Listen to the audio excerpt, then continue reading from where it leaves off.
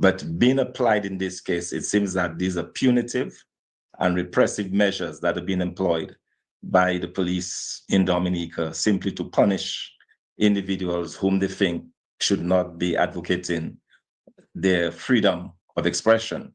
What we see in Dominica is an ongoing trampling of human rights, is an ongoing process that this government has adopted.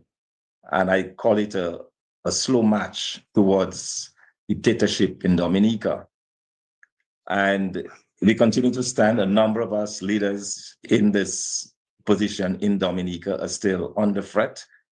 Threats have been made. We have been told by different persons that we will be arrested. And all we're doing is simply advocating our rights under the Constitution, which does allow for peaceful assembly without seeking any permission from the police. And we certainly want to add our voices in just condemning the actions of this government. This is not police work. This is clearly politically driven. And the question is where it is going to end, when it is going to stop. We see this as well as a provocation of the public. One would have hoped that with the events of yesterday, things were beginning to settle down and de-escalate. But with this action by the police today, it has simply reignited the passions of persons who believe that this process is unjust, that what is being done is not in the best interests of the Dominican public. And we would only appeal to the government to stop the harassment and to stop this arbitrary arrests of individuals who are simply standing up for their rights. They are not able to frighten off or to cause others not to protest because of this. We'll continue to do what we see fit as an opposition to bring to the attention of the Dominican public the injustices that are taking place in Dominica. And I'll end on this note. A few days ago, we had a very significant victory in the courts of Dominica, where the government of Dominica attempted to prevent the court from hearing issues surrounding the Citizenship by Investment program. The United Workers' Party, through its lawyer, have asked the courts to have the government give some accountability with regards to the CBI funds. So there are certain things we're asking the government to disclose, including the contractual arrangement between the government of Dominica and Montreal Management, which has seen the transfer of literally billions of dollars to Montreal Management, some of which is now being used to build an international airport. So those issues we suspect may be what is driving some of the actions we are seeing today. But let me just end by saying that the people of Dominica are not intimidated. It is clear that we are in a police state, that the police, they're acting not in the interest of justice, but to protect the legacy of this prime minister. And for this, we'll stand resolutely, and we'll stand together as a people of Dominica against this abuses by this government. Thank you, Dr. Fontaine. Thank you. So I will soon invite the press to ask any questions that they may have or seek any clarification. But before I do that, the final person which I want to present and to make a few brief remarks is former Ambassador Crispin Gregoire, Ambassador to the UN. I know the ARC issued a press release a couple days ago and cited and made reference to the violation of certain UN convention as it relates to individual rights to assembly and protest, and the International Covenant on Civil and Political Rights. And we know Ambassador Crispin served for many years at the UN and is someone who is quite familiar with some of those conventions and the violations that we're now seeing taking place in Dominica. So Ambassador Gregoire, you may proceed, sir. Yeah, good afternoon. Thank you, Mr. Chairman. And since I have very little time, let me just get right to it. This campaign for comprehensive electoral reform, which has been going on since 2009, has been very much driven by what the observer missions, successive observer missions, have identified as deficiencies in Dominica's electoral system. And it took a while for the government to accept that reality. And I refer to a study by Harvard University, and I believe a jointly for university in Australia, that Dominica has the lowest implementation of recommendations from electoral observer missions. I think it's rather unfortunate that we've reached this juncture where the government and the opposition forces could not reach consensus on all the legislation, the draft legislation that went to Parliament. And we know well what are the areas of disagreement, and I just want to highlight that. I think the most significant disagreement has to do with the fact that no campaign finance provisions were included in the legislations that were the pieces of legislation brought to Parliament. I would say that is the most significant and consequential aspect of the electoral reform. And that has been characterized by the fact that our elections have gotten extremely an expensive endeavor, and very unfair, I think, to the opposition forces, because the ruling party has a largest in terms of financing of the campaigns.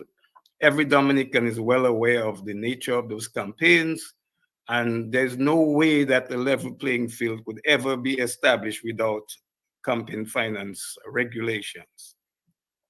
The second thing, I think, which is also tied to the first issue of the campaign finance provisions, is that the approach to a new register of voters. Again, the observer missions have underscored time and time again that there are more people on the voters list than the total population. That alone is enough of a reason why we must address the voters register. And of course, the divergence of views on that from the government and from the opposition.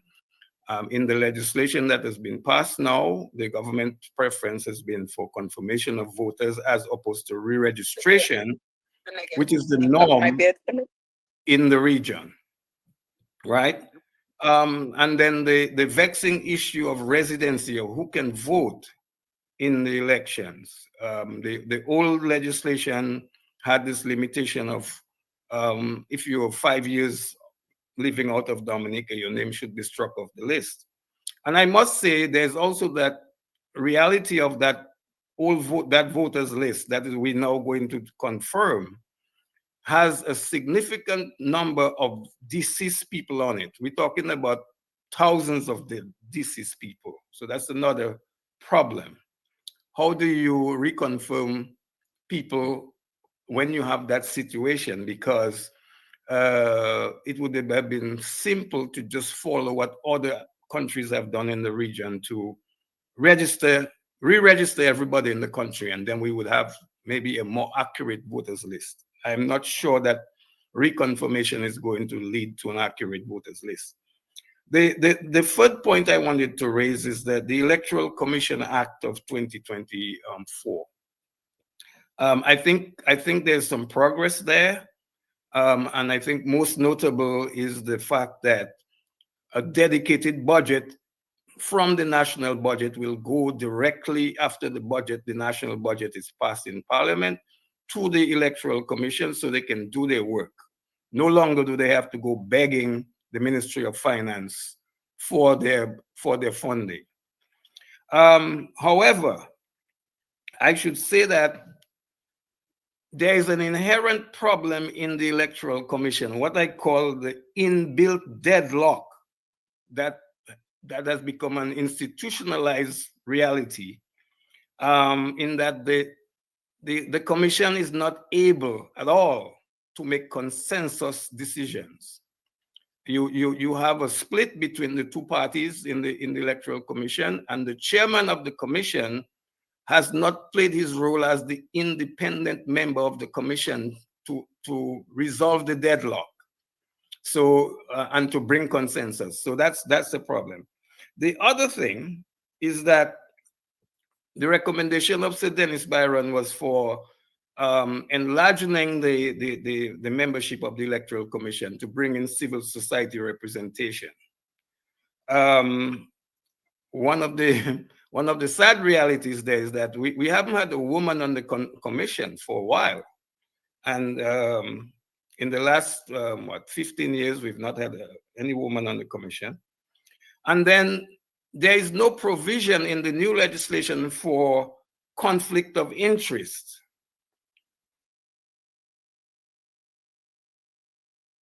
Three members of the commission are involved in the Citizenship by Investment program. And because of that, I believe they are compromised. And I think that, and they're on the ruling party side, I think that the ruling party should be sensitive to that conflict of interest, and they have not addressed it.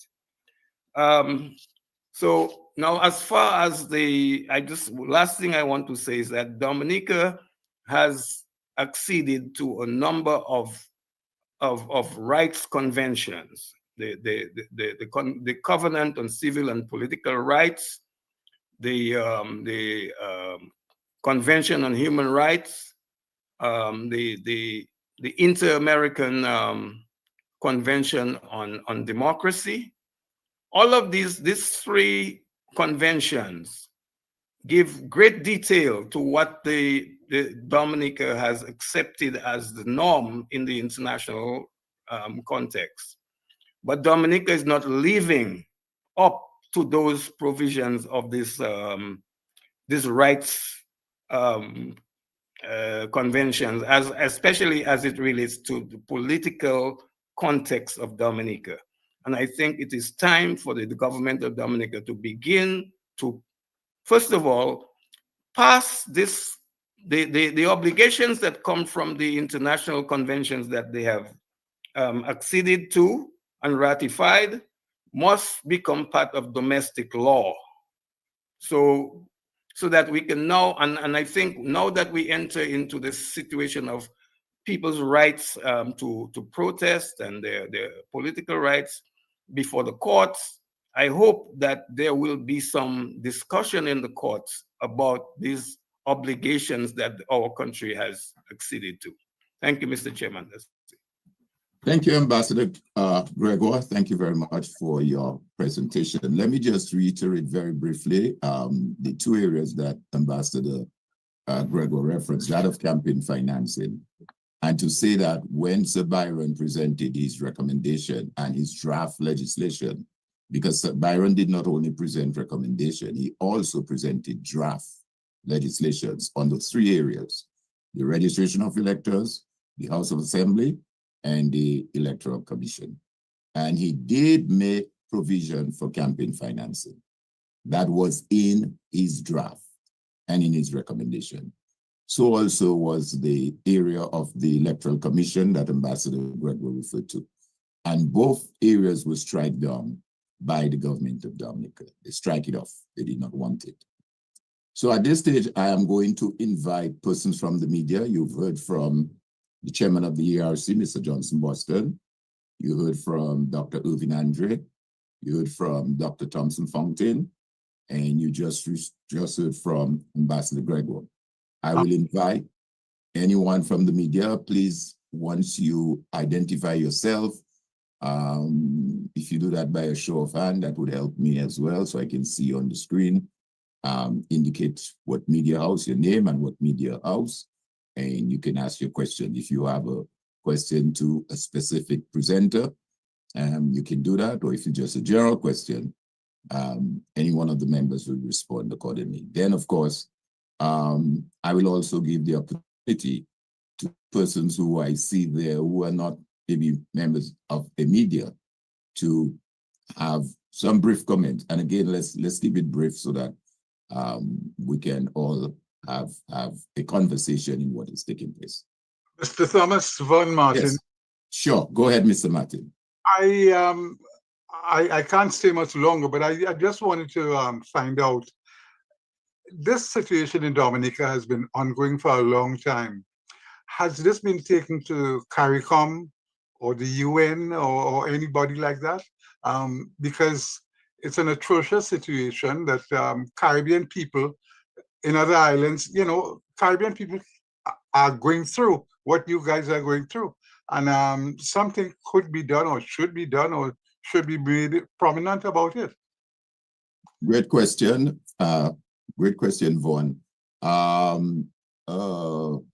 Andre, you want to respond to that in light of the CCJ's opined report of July of 2022? Sure. Thank you, Mr. Martin, for your question.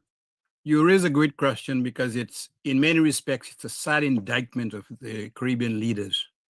You heard Mr. Boston make reference to Mia Motley doing a report, paid thousands of dollars for that report. And because it was not consistent with the aims of the government, it was literally shoved down the toilet. The fact of the matter is, we have brought this to the attention of the OAS, to the CARICOM Secretariat, civic groups in Dominica. Dominica has been featured by local media people in many of the islands, but there is a conspiratorial silence among many of the Caribbean leaders. Why?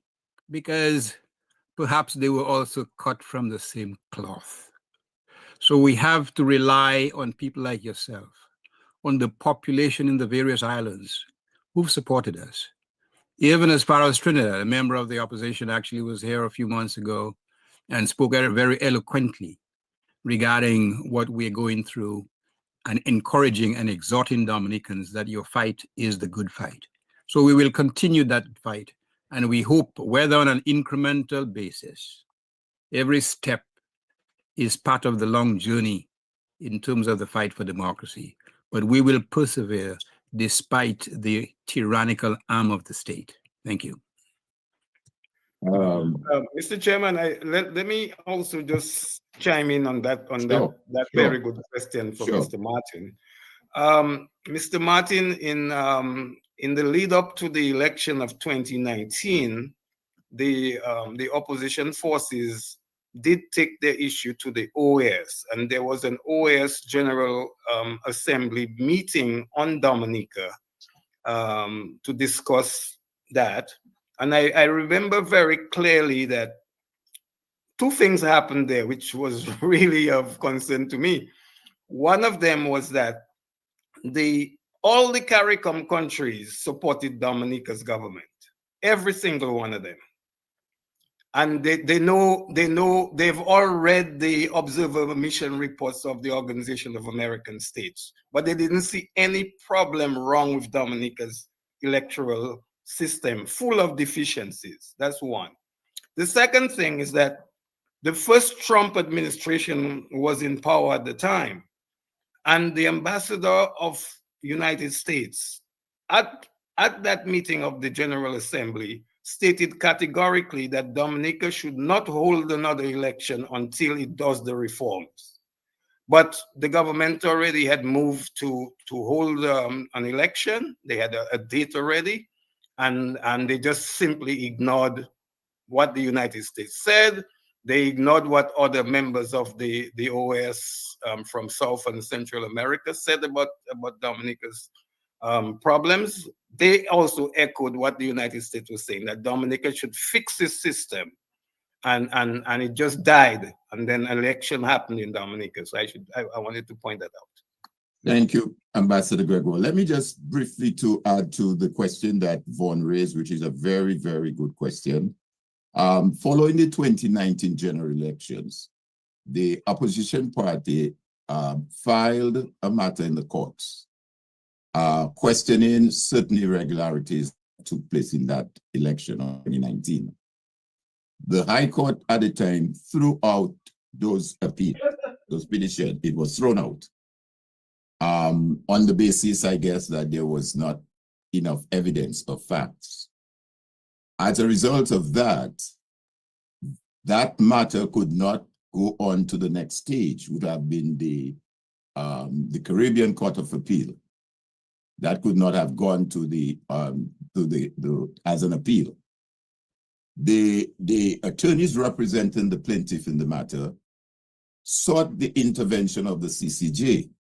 Now, bear in mind, because there was not a decision coming out from the High Court, on the basis of that, there was nothing that could have been presented to the Court of Appeal.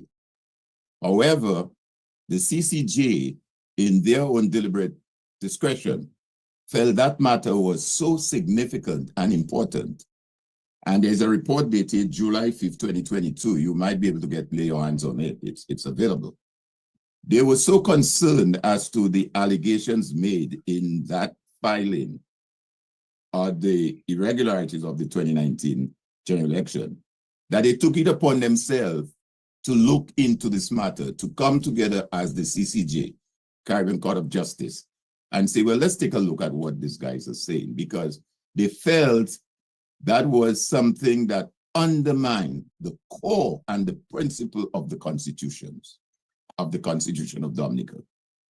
And as I said, the report is available. I'm sure you'll be able to find a copy of it. But interesting, I need to note very briefly, in their final thoughts of that document, they wrote as follows: in conclusion, these appeals have been dismissed on the basis of want of jurisdiction. Bear in mind, as I said, there was nothing at the High Court, so you couldn't have really appealed anything to the Court of Appeal, because there was no final decision or order made by the judge for the purposes of section 46 and 7 of the Dominica Constitution. Full stop.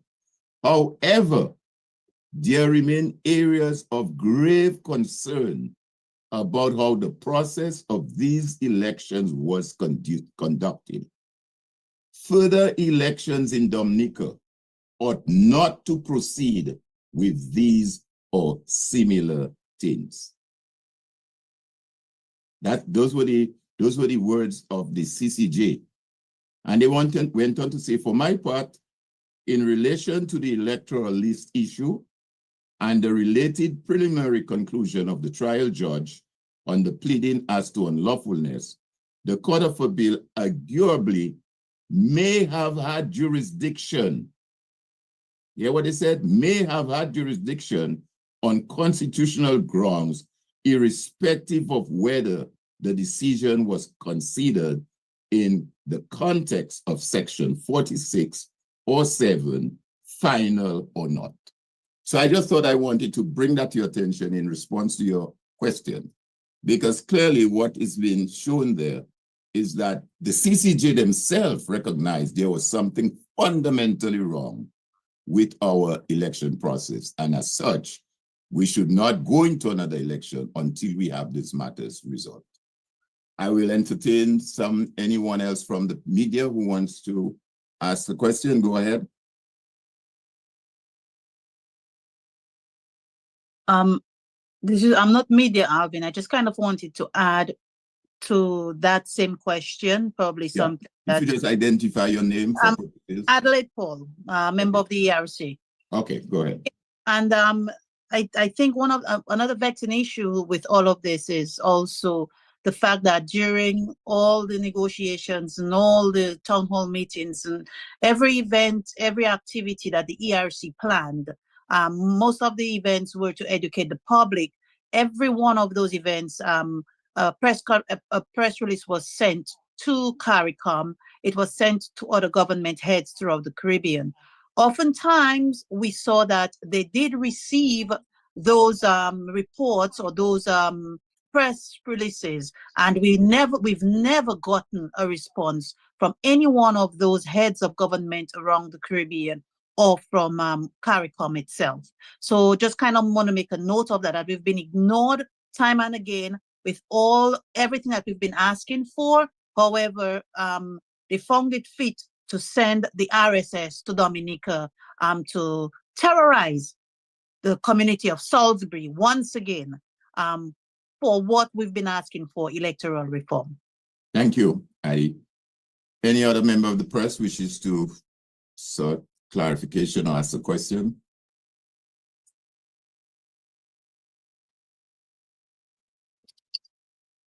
Dr. Dale Dangleben here. Sure, go ahead, Dr. Dangleben. Yeah, I listened to everyone, and it seems that it's a good update on what's happened and what's happening. So the question that I have is, what next? I think this is a really good group that I see on here, and as Adelaide just pointed out, these letters, emails, whatever they are, tends to fall on deaf ears. And I've been to the OAS twice with a group with my brother Gabriel Christian and some folks, other folks. We've been to the UN. The question is, where do we go from here? And I mean that in the most serious sense, because it seems that we cannot turn to the CARICOM. Someone mentioned CARICOM. It seems that is tainted in terms of just the RSS being on the ground and doing what they did in 2019 and what they just did again. So the question I really ask is, what do we do as a group now that this is going on? Because this intimidation, this human rights violation, is very, very serious, but I don't think we can get any help from any folks in the Caribbean. So I'm what I'm trying to say is, I'm calling on the diaspora. So we've marched onto the OAS before, I think, and I think it was Brother Zed Lloyd that said that in one of his talks recently. We need to take this to Washington, and I'm more than willing to be a part of that group. Thank you, Dr. Dale. And I'm glad you raised that, and hence the reason why you've noticed many of us in the diaspora here today, including myself. I think this matter has to be escalated at the international level, because what is happening on the island right now is totally unacceptable. I mean, I'm sure some of you saw a recent demonstration in Barbados, and nothing like that took place there. So I'm going to have Mr. Johnson Boston give a brief remark to what you've just asked, and followed by Mr. Boston, I will ask Dr. Fountain, if he's still with us, to give a brief comment on that question that you've just asked. Mr. Boston. Thank you, Alvin. You hear me, Alvin? Yes, I'm hearing you. Thank you so much, and Dr. Dangoven, so glad to see you there. What next? But at this point, what I would say, we are asking people at this point to be calm. Those of us they will pick up for harassment and so on, will be calm. We won't create any problems so they can find an excuse to give us additional charges. We'll be calm, because as far as I know and we know, we did nothing wrong but to stand up for our rights. But we have to strategize, and I'm glad when you said we have to take this to Washington. I think it's a good move. That we have to now bypass CARICOM because they're not willing to assist. I remember, just quickly to give a little history there, when there was a situation in Guyana when they were harassing political activists in Guyana. Remember the prime ministers at the time, Eugenia Charles, Compton, Mitchell, and these guys, Bird in Antigua, and also Dr. Kennedy Simmons in St. Kitts. They all spoke about it, and Eugenia Charles asked for the CARICOM head secretary to be removed from Guyana. And immediately Desmond Hoyt at the time summoned a meeting with Eugenia Charles, Compton, and this group in one of the Grenadines Islands, and the matter was resolved. But it seems those days we don't have the same caliber of leaders. So we're in a struggle in Dominica with this tyrant harassing and so forth. And we just have to stay calm for now. We'll have our heads on. I think the Washington thing is a good move, and other things will follow, I think, after that. All right, thank you, Mr. Boston. I noticed two hands. I'm seeing two hands here. I'm going to come to you in a minute, but before I do that, let me just get Dr. Thompson, if you're here, to chime in, and then I will take the two persons that I see their hands are up. Alvin, I wish to apologize a little bit because I was called to the phone. Apparently, the arrests are continuing, 2 other individuals while we were on. Okay. And they've been taken, we are told they've been taken into Roseau. Okay. So that would mean that we have now 10 confirmed persons who have been arrested, and today, well, 6 now in police custody. Okay. All right. The question that was asked a while ago by from Dr. Dale Dangler-Ben was what next? Where do we go from here? And I think Bosso was indicating, and of course Dr. Dale indicated that mute your mic, whoever it is, mute your mic. And that he would be more than happy to be a part of a delegation to escalate this matter to Washington, since CARICOM and the Caribbean folks are not on our side. So if you want to just respond briefly to that, and then yes, sure. Yes, there are a series of actions that have been contemplated. Some we have already started, and which I can't reveal publicly just yet. But rest assured, we are looking at every possibility. To bring pressure on this Prime Minister. We have reached out to friendly governments through their diplomatic channels to speak to this Prime Minister, because our concern is that with this level of intimidation of the public, with this level of, it will only rile the public up, and that could easily, spiral out of control. So we believe now is the time to de-escalate, and we are trying to see what other avenues we can bring to bear on that to prevent an escalation of this, because they're going after communities that are supportive of the United Workers' Party, and that to me is targeted and deliberate. Okay. Thank you, Dr. Fontaine. And let me just quickly say, though, in response to Dr. Dale's question or comments, those of us, when I say those of us Dominicans in the diaspora now, we have I would say a double or triple responsibility to act now. So I'm glad that you have made yourself available, and I'm sure several others on there will be available to do what is necessary to salvage our country, Dominica. But I'm going to recognize, is it Milo or Milo? You can go ahead with your comments or question. Are you from the media? Milo. Can you hear me?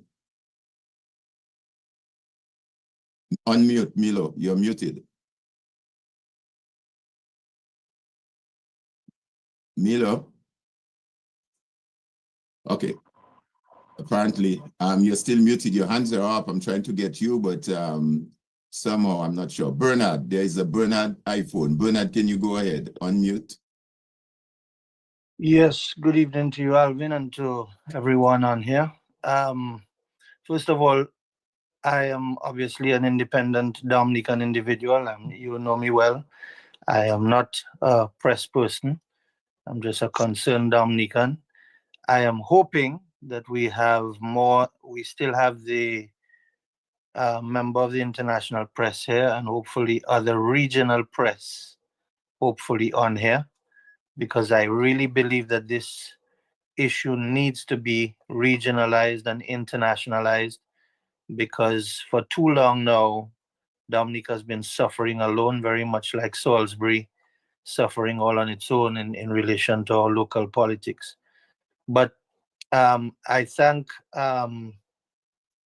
Gregoire for raising the issue of the imbalance on the Electoral Commission. Something that I wanted to address just briefly is the fact that the chairman of that commission, since he was appointed, spoke only once upon his ascension to that position, and since then has remained absolutely silent on everything related to the Electoral Commission's responsibility, according to the Constitution, for this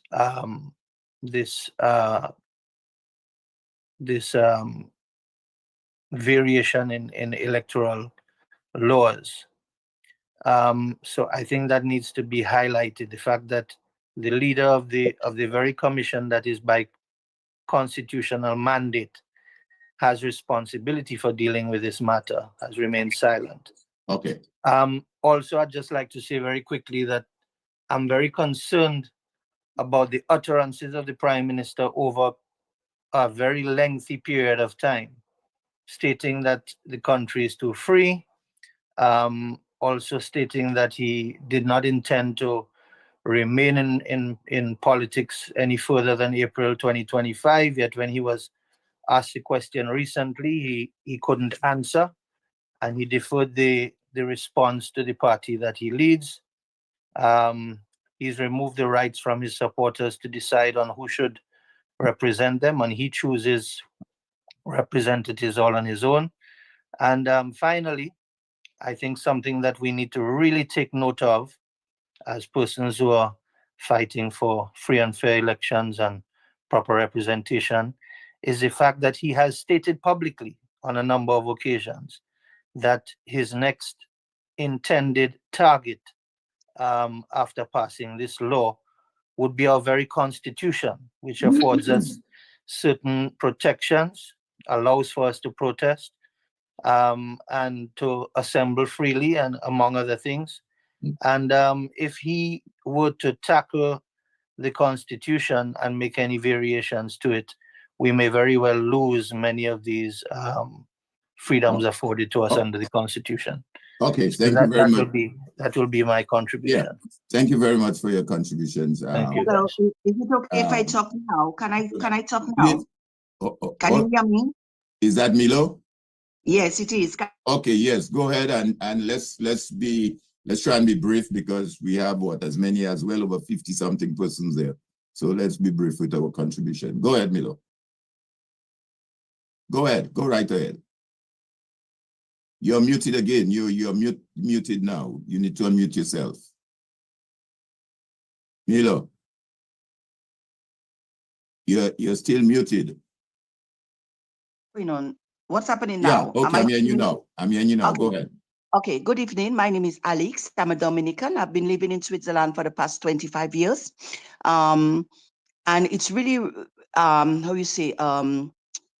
unimaginable what is happening now, especially in our political system right now, okay? I think at this point, we have exerted all our avenues, and we have spoken a lot. We have had a lot of discussions, meetings, press conferences, and I believe at this point, a lot of people will agree with me that there should be no more talking, but action, okay? If we need to call outside forces to come in and help us, we must, because we have to realize that there is a full-blown dictatorship on Dominicans. It's a police state. We can't talk. We have no freedom of speech. We have been intimidated, hunted down like dogs, arrested. A lot of illegalities have been happening to us. So at this point, I think all the talking should stop, and we need to take real action. Secondly, I live in a place where the citizens make the decisions. So even though Switzerland is a neutral country, whatever laws that are being passed is we the citizens have to decide on it, yes or no. And maybe Crispin Gregor might talk on that as well. If he lived in Switzerland, there is no politicians making decisions for Swiss citizens. We make the decisions. We decide what happened there. And maybe that is the way Dominica should go. Allow the citizens to decide. Now, a third point on the RSS.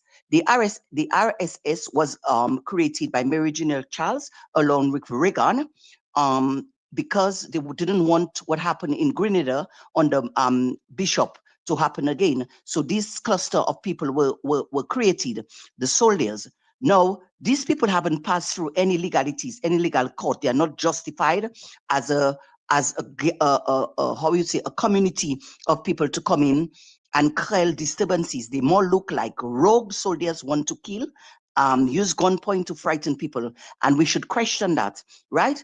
After the war, the invasion with Grenada, they realized there was no need for them, but they kept them there anyway. And now their services are being used in to help with natural disasters like hurricanes, eruptions of volcanoes and things like that, flooding. That is what the guys are used for, not to come down and frighten Dominicans. That's the second time they're doing it. So we should really question, what is the RSS about? What they are doing? Are they legal? Who are they? Why are they there? because it's just a small group of islands who have these guys there, and to come really and frighten citizens like Dominicans. That need to stop. Now, going forward, I believe we need to get outside help. When I mean outside help, soldiers as well, people who can help us to protect us, because we can see we are open to full-blown dictatorship, full-blown, how you call that, mischief, full-blown illegalities. We have been arrested, we have been intimidated, we have been frightened, we have been hunted down, and this need to stop. The talking need to stop. Right now, we need action. Thank you very much. Thank you for your contribution, Milo. Thank you very much. Let me just invite. Yes, go ahead. Go ahead. Just quickly, yes. Just for Francis, and another lady is arrested. Okay, another woman is arrested. Okay, thanks for that update. Yeah. I see we have TDN Radio there with us. Is there anything you want to clarify from us, TDN? Or any question that you may have? I see TDN Radio is there. TDN Radio, or any other media person that's there that wants to ask a question or clarify or something that's not quite clear.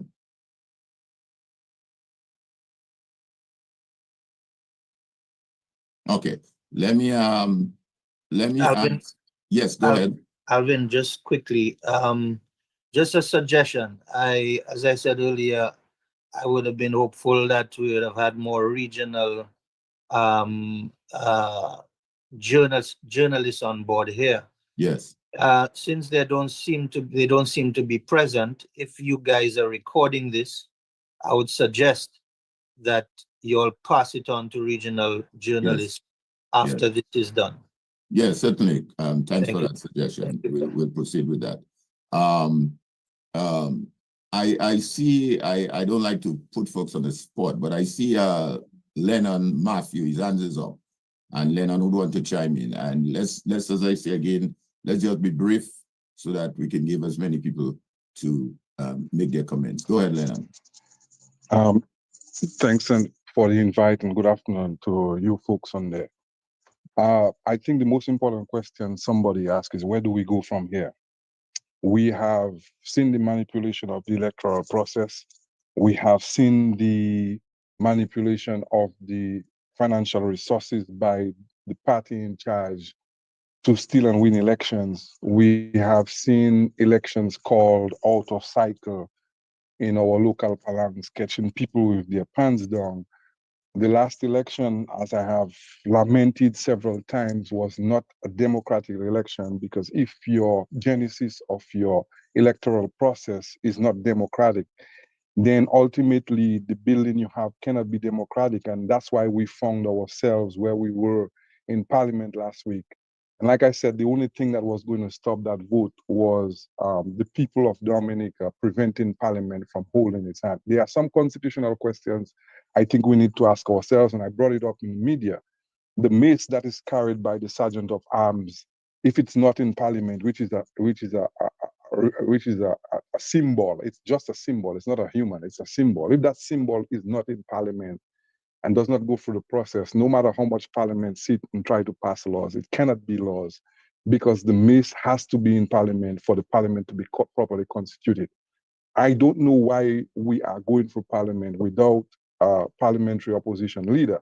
And that doesn't make any sense to me, that somebody so important, and for some reason we seem to think in Dominica that the opposition leader is not important in government, is not part of the government. And you need an opposition leader for the selection of a president. You need an opposition leader for the selection of the police commissioner. These things cannot happen without an opposition leader. So how are we passing laws in a parliament that's improperly constituted? That's my number one point. The second thing, as I said, moving forward, I think there needs to be sacrifices made. One of the things that I've noticed, we have become increasingly partisan. And my suspicion is later this year, there's going to be a general election, because as we all know, the Prime Minister has the power to dissolve Parliament. What I hated the last time is the Prime Minister selected people to go up for constituencies, which is not a democratic process. And the people in Parliament, more than 75% of them are not representing constituents. They are representing the individual who put them there. That is a serious situation, because if that's not curtailed, then no matter how they get to Parliament, we asking a Parliament to do stuff, then we are agreeing that the non-democratic process is okay. So every time we agree on the final, the end doesn't, the means doesn't justify the end. And if we're telling a parliament that is not democratically elected to do things for us and we are accepting it, then we are accepting the process by which these people get there. My suggestion to everybody on here, I'm not a politician, I have a mouth and I'm going to talk, and if it's necessary for me to fight, I will fight, God knows. But I'm just telling you guys, there has to be sacrifices made on the partisanship. My suggestion, after we get out of here, you guys need to have serious reflection as to contesting the next general election. Because as far as I'm concerned, the party in power has majority and they can pass whatever laws they want. And if nobody's willing to storm the parliament to stop them, there's nothing to prevent them from doing that. My suggestion is to form a coalition party. Take away the name of UWP. Take away the name of Freedom Party. Take away the excuse that the government has that its UWP members is doing that. Just like we have the ERC, which is the Electoral Reform Coalition. The most important word there is coalition. If we can form an electoral reform coalition, I'm certainly confident that we can form a coalition for the reestablishment of democracy in Dominica, for the true independence of Dominica, and to get the big monkey, the Chinese influence on our back. My suspicion is for the last 20 years, the Chinese is taking revenge because of the UWP support of Taiwan. And the reason why I know that, because if you pay attention to what the utterances are in public, and if you pay attention to the visuals with the Labour Party, you can see our influence. And I say, if you want to know what a tree is, look at its fruits.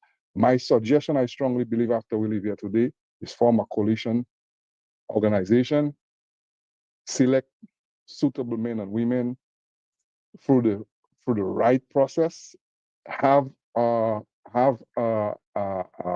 electoral process, constituency process where people are selected. You present those people, let the constituents select the representatives, and get ready to challenge the next election. Thank you. That will include.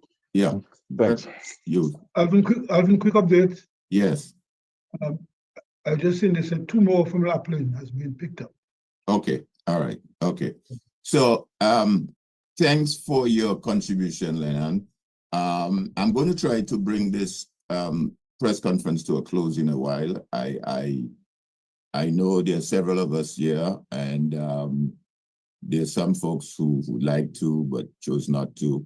But I think the main, I shouldn't say main, but one of the important questions asked, in addition to the suggestions that came out from both Milo and Lennon and the others, is that where do we go from here? As Dr. Dale just said a few minutes ago. So I would like to say something on some of the contributions that have been made. Yeah, I was going to, what I'm going to do, Crispin, I was going to come to you. I was going to get Bosso as the chairman of the ERC to just close off, and you, in your closing off, you could maybe respond to some of those comments. All right? So hold on to that for now. But before I do that, the chair wants to recognize, I see Bernardito hand is up. Go ahead, Bernard. Yes, good evening, everyone online, all true patriots. First, let me just say I am totally support the notion that this government is overplaying its hand and is definitely running roughshod over the process of democracy in Dominica. Citizens have a right to protest. Citizens have a right to express the dissatisfaction of the government, and a government can use its discretion in how it responds to this. And certainly, this government is taking full advantage of every loophole that it can to terrorize, intimidate, and punish those of us who have stood up against it. So I want to make clear that I support any action that we need to do to point that out, point out the overreach of the government, to point out that to get attention on this, and to expose this government for the sort of tyrannical way it approaches affairs in Dominica. So let me be very clear on that. But when we ask what is next, I think I have a slightly different perspective. I think we have at some point to accept the reality that is upon us. and to absorb and digest that reality and react to that reality rather than the reality that we wish it to be. I don't think, honestly, that keeping pressing on this issue with this government, with the international community, they don't care. No one cares. No one's coming. Forget about it. Keep on pressing the issue with the somehow coming this government to fall through some set of actions is unrealistic. And I think at some point we have to accept that and ask ourselves, but what is truly next? Because if we keep doing this stuff, I think we will not get the results we hope for. So I think at some point we have to get more imaginative, more creative, think outside the box, rethink the entire thing. I think this is a juncture and a point for us to rethink the entire thing about what is the political opposition in Dominica about and what is it that we're going to do to win elections. Not about protests, not about electoral reform, and all of these things are means to ends. But the end is to win elections. So we have, I think, to step back and ask ourselves, are those activities and actions that we're taking going to get us to win elections? And what can we do to step back, use this as a learning moment, and ask ourselves, what do we need to do differently to win elections? And I really do not think that pursuing this path that we're on with the protest action and all those things, as necessary as some of those things are, will ultimately lead us to electoral victory. And I think we need to use this as a moment, man, a come into Jesus moment and say, listen, this is not really getting us the results we want. Let us rethink this thing. Let us see what we can do to get the list ourselves clean. What can we do to reach out to the communities? What can we do to overcome the issue of money? We always talk about this money business and we need the reform. I do not believe this is a real serious issue. It does not take $10 million to win an election in Dominica. It takes passion, commitment to reaching out to people and motivating them. And $100,000, $200,000 could do it. We think in old school, we think we need t-shirts, we need all of this. There's social media now, which we should not let these things become constraints on our mind on what we can do. And so, yes, it would be great if we had a reform related to campaign finance, but let us not let that be an obstacle forever. Let us innovate around that. And the same thing, the bloated list is there, but let us innovate around that. How can we ensure that the people who vote are the people who are supposed to vote? How can we ensure that our own people register to vote? What can we do to get young people to register and motivated to vote? I think we need to move past the rhetoric of accepting the constraints that we see big and bold. Yes, they're there. But what does that help us to keep focusing on them? We need to get more clever to innovate around the constraints so that we can win elections, we can make progress. And I think we should use this opportunity, this moment, because quite frankly, a lot of stuff has happened in the protest movements that is not helping us. In fact, some of it has been disastrous politically with the conflicting positions that different parties and factions have taken. So let us use this moment, my friends. Please let us use this moment for us to reimagine what it will take for the opposition to be strong, powerful, and able to win an election in Dominica. I think we can do it. We have bright, innovative people, but we have to really take this step back and say, what do we need to do to innovate around the constraints rather than accepting the constraints and fighting them, because that has not yielded good results. All right. So let's think about it. Thanks, Bernard, for your contribution. Thank you. I'm just going to recognize Alex Bruno, who is there. And then after Bruno, as I said, I'm going to have Boston. And no, I'll take Ambassador Gregor and then Boston. Go ahead, Alex. Okay, thank you, Alvin, and thank you to the members of the committee, the commission, for having this forum. Thanks to Simone in particular for personally calling to invite me. Belatedly, but I'm here. I want to place on record my 100% commitment to supporting the movement for electoral reform, which has all but passed, as Bernard just said. And I would have liked to have sat on the committee meeting past, but that is now past, and I'm looking forward to engaging on any other meeting moving forward. Probably not on the auspices of reform, but as Bernard said, to win, because reform is already upon us. We can still speak about it, but I don't think we should spend too much more time on it because that ship has sailed. What I would recommend, though, is that we suspend today's meeting because there's a lot of important information coming through that should not be ventilated publicly necessarily. And we should probably meet in private, the same group of us, to plan and strategize our way forward to win. Know that reform is a reality. I think the more of us who come together to speak about it is the better we're going to achieve it. Fighting the protesting, we can do that as well, but that is just one of the strategies that can be used. It's not going to work. I heard a sister call for an army to come to Dominica to support protesters. That is a no-no, a non-starter. You're looking for all-out war and mayhem. That is not the answer to our problem. I think diplomacy, strategy, logistics on how to win, and we can win because there are more Dominicans who want an opposition that is united, not necessarily joining one party. They want a united front. And Brother Thompson, I feel his pain. His party has been brandished, taken to the cleaners. UWP has been made the scapegoat of for too long. UWP, we got you. You are not in this fight alone. Get us involved with you. Stop taking the blame for everything that's being done in Dominica because you are really not to be blamed for everything.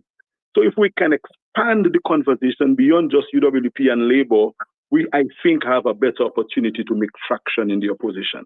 That's my contribution. Thank you so much, guys. And I'm looking forward to the invite for the private meeting to discuss strategies. Thank you, Alex. Thank you for your contribution.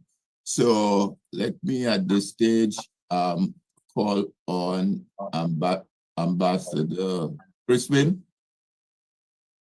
Yes, Mr. Chairman, Alvin, thank you very much again.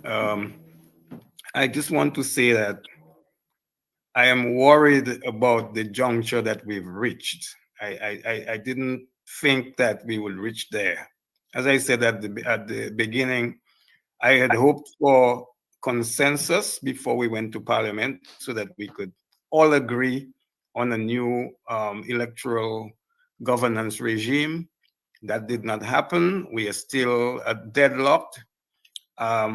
We need to break that impasse because what has been passed in Parliament has not solved the electoral reform challenge that was before us.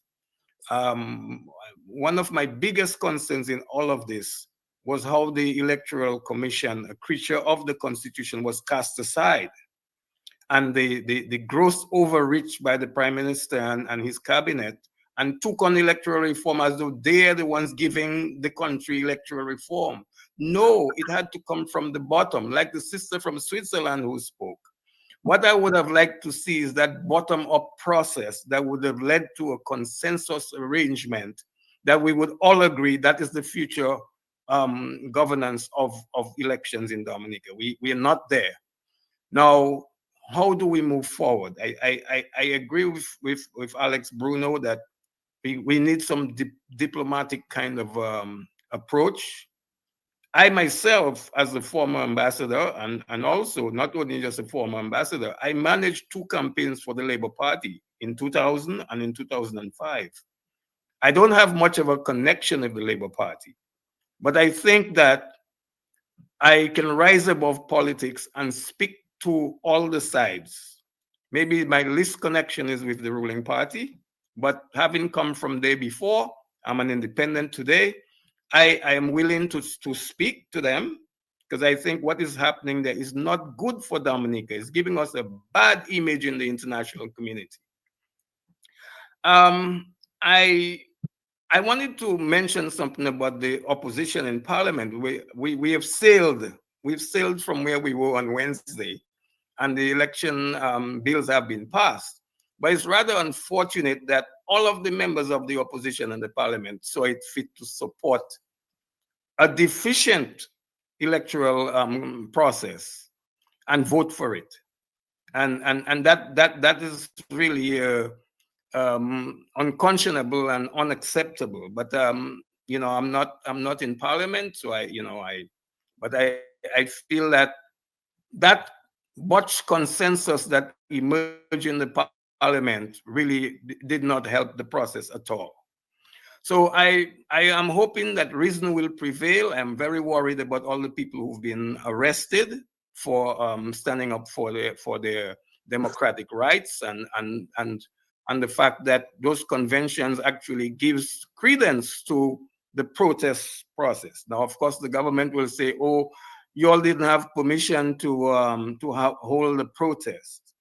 Well, sometimes, and I have to say that this is not the first time that the police have used tear gas on campaigners for electoral reform. In 2018, it happened. I was there. And I'll tell you, that slippery slope we are on can only lead to a civil conflict that we'll all be very, very sorry for.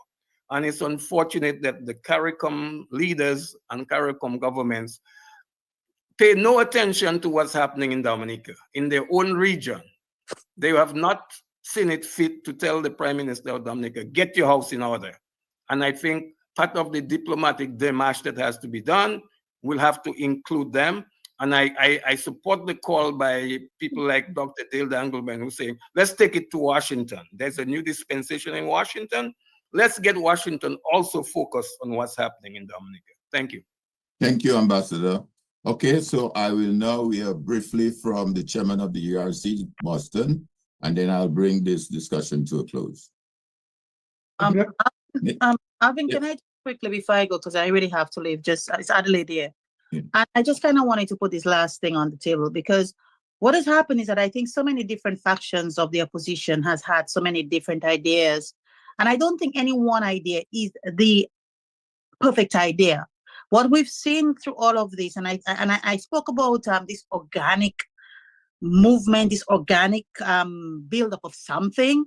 And I think that's where every single one of us who's here tonight and who's listening, really, we should realize that this is not just a them thing or a workers thing or a Crispin thing or an ERC thing. It really is incumbent on every single one of us to really put differences aside and come together.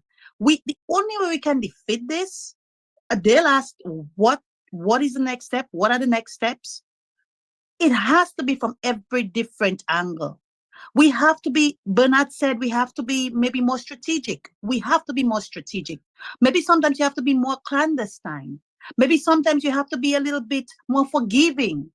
And so all of what has happened with this Wednesday event, I think is leading up to something that none of us can really see, but I'm very hopeful that something good. And I think it's really in our minds, in all our minds right now, that we really have to try to reach across the aisle, no matter what different ideologies said that we have in order to save this country. Because as Dr. Thompson just said, Dominica is on a slippery slope. And we want to de-escalate, because you know what's going to happen. If we don't de-escalate, Dominica is going to turn into the next Haiti, and very, very, very quickly, because what is happening is extremely upsetting. So I think everybody in there, we have a responsibility to our country. Let's put the best step forward and do something to save Dominica. Thank you, Adi. Thank you, Adi. Mr. Boston, you want to go ahead? And thank you again for taking this challenge to chair this press conference and this gathering. Thank everybody who showed up. Those of you in the diaspora who have shown your commitment, the patriotism for Dominic and for what is right. I want to thank Alex for being there with us this afternoon. And he not being at our meetings in the past was not a deliberate thing. The ERC is just, a makeup of us doing voluntary work. We don't have a secretariat to follow up on stuff. So as we go along, we plan and we try to implement. Now, Adi said it quite right that you will have different ideas, different approaches. But I think when we take an approach, that's what I understand, is that we all rally behind it and give our support. Even when we are disappointed in certain things, we look at the positive in it to support. And Adi made the point again about something good might come out of that. Remember when COVID came, we were all afraid of COVID. And we wear our mask, wash our hands, sanitize our hands, bathe every day, more than once, to ensure that COVID didn't reach us. And at the end of COVID, as bad as it was, we end up with what we're having here tonight, this virtual setting. So that good thing came out of that. So when something is bad and it frightens us, something good comes out of it. And I will say we have to re-strategize, we have to plan the next step as to what we do and so forth. Another thing is we may have taken this thing as citizens in the real old-fashioned way of politics and felt, well, it's a democracy. We disagree, we agree, we reach over the eyes and say hello and, exchange and so on. But what Wednesday have taught us is that it's a different politics we're fighting. A politics of hate, division, and politics of crush. I mean, the government went to Parliament, they had their bill passed. The fact that the Attorney General is talking about amendments is because they're probably realizing now that they should have listened, have engages, because we did everything humanly possible to ensure we had a dialogue and to bring these things to an amicable resolution. I mean, Vince said the majority will have its way, but the minority will have their say, and that is true, but you can see the minority had no say. The government appointed after the business forum, where the cabinet came in full force, police officers in full force there at the PSU. The government appointed a committee. All 6 members of the opposition, 2 elected members and 4 senators were on that committee. And they had 12 members of the government on the committee, 12 members. Plus they had the speaker, apart from that, they had the speaker and they had the clerk of the, the speaker and the clerk of the house to render support. And that committee basically, it was just to discuss a thing they themselves would be debating in Parliament. They had no outsiders. And I think I was reading something, there was something happening in Guyana, and they appointed persons from both parties in Parliament and persons outside of parties, political parties, and they met and discuss and arrive at some solution. So we thought that was a civilized thing to do from the government, but they have shown us that they are not about that, they're about crushing us, because if they had lost that vote in Parliament, they would kill people and so on. But where we at, people have been arrested. We have to, I lose you all, man. No, you're there. I did. Yeah, just wind up. Yeah. Yes. So I'm saying people have been arrested, and our duty is to ensure that we give them the support necessary. We mobilize support for them in terms of there will be legal fees and so on. I myself am waiting. I am not praying to be arrested, but I'm waiting when they come. I've done no trouble. I'm going, because it's very sad that you took Paula this morning or this afternoon, and then Paula is innocent. Paula should be at least interviewed and released. Yeah. Okay. That's it. Let's be united and to get results. Okay. Dr. Thompson, you want to make a quick Yes, I just wanted to give a quick update. Apparently, the arrests are continuing. And the young lady who actually went to visit Danny at the courts was taken and thrown into the cells this afternoon. So we're up to 11 persons arrested in total, 7 today so far. And it appears that they are not relenting. Okay. And that is from all over the country. Some of the arrests were in La Plaine, 3 of them from La Plaine, and now we have 1 person from Fort Collet, and then yes. Okay. And then so we continue to monitor. I'm getting calls all the time, and people sending me text messages. But so I just wanted the group to know that the arrest continues into the evening here in Dominica. So let's continue to be vigilant. Yeah. Thank you for that update, Dr. Fountain. Unfortunately, I'm going to have to bring this conversation to a close. Let me just close by saying what I have said on several other forums I've been. Election has consequences. And if we don't get our election process right, and we don't get the right people in there to govern our country, then this is what we end up with. Election has consequences. The other point which I just want to make en passant is that just imagine, and I don't know how many of us may have had our own interpretation of that, a bill as important as that, a historic bill as that, which the Prime Minister had his fingerprint all over prior to it going into Parliament, was absent in Parliament, on the day when this bill was being debated and voted upon. That is just something we should think about. I don't have an answer myself, and maybe some of you may not have or have an answer. But let me just close by thanking each and every one of you who came to this press conference. There's a broad cross-section of persons there, Dominicans and friends of Dominicans, I may say, in and out of Dominica. The situation in Dominica is rapidly exploding, if want to use that word very carefully. And I think, as Dr. Dale said, where do we go from here? Most of you there, folks in the diaspora, will be reached out. I know Alex have committed himself to be a part of the conversation moving forward. Most of you will be reached out. Ambassador Crispin and myself, along with a couple other folks, engaging folks in the diaspora, ID as well. So we'll be reaching out to a number of you in terms of how we move forward. As we speak, I saw one attorney there. There is attorney Ronald Charles on the ground working with Dave Bruni. I'm sorry, Dave. What is David? David. Yes, David. Well, and I know Singola is lending her support to that. So is Noelis is lending her support to that as well. Cara is coming in on Thursday.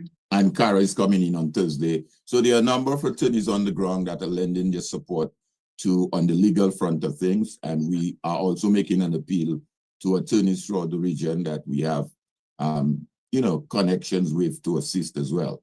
Because these people will require legal representation. So we just want to say to all of you in the diaspora Dominicans, just stand ready, stand by, and we'll be reaching out to you.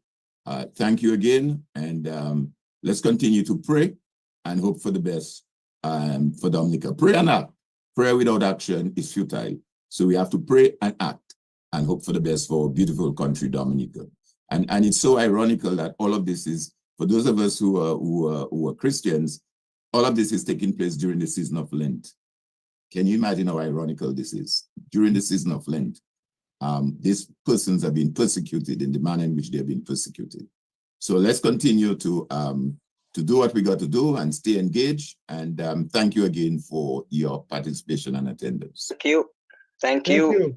You're welcome. Thanks for the person who invited me. You're welcome. Thank you.